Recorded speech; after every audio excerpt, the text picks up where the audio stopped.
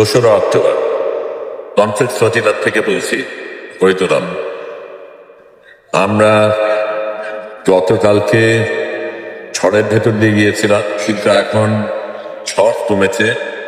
Captain দ্রুত জাহাজ এগিয়ে নিয়ে যাচ্ছিলেন ঝড়ের আগে যাওয়ার জন্য। আমরা সুবুদ ফতিলার শেষ অংশে, এর আগের ফ্লোটিলাগুলি ইতিমধ্যে যাত্রার কাছে চলে গেছে। সামনে যেগুলি ছিল থেকে গত রাতে ইসরায়েলি হানাদাররা আক্রমণ করেছিল, কিন্তু আমরা এখনো সেই জায়গায় পৌঁছাইনি। গতকালকে সমুদ্রে একটা তুরস্কের জাহাজ, নৌজাহাজ আমরা দেখেছিলাম, কিন্তু সেটা দূরেই থেকেছিল। আজকে কারা আমরা জানি না, কিন্তু আমরা ক্রমশ কাছে যাচ্ছি। আমরা অবশ্যই সেখানে পৌঁছাবো এবং ইসরায়েলের আক্রমণের কারণে আমরা কোনোভাবেই পেছনে যাব না। মানবতার টানে সাগরপথে যাত্রা শুরু করে ফ্রিডম ফ্লোটিলা। এ যাত্রায় ছিলেন বিশ্বের নানা প্রান্তের প্রায় 500 মানুষ।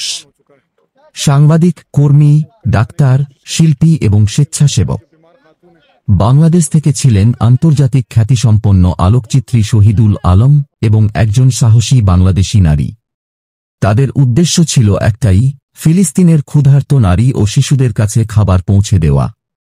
এই অভিযানে যোগ দিয়েছিলেন সুইডিশ পরিবেশ কর্মী গ্রেটা থানবার্গ। এছাড়াও মালয়েশিয়ার অনেক পরিচিত মুখ, হেলিজা হেলনি, নূর হাজওয়ানি আফিকাহ, ফারাহলি, গায়িকা জিজি কিরানা এবং আরও অনেকে।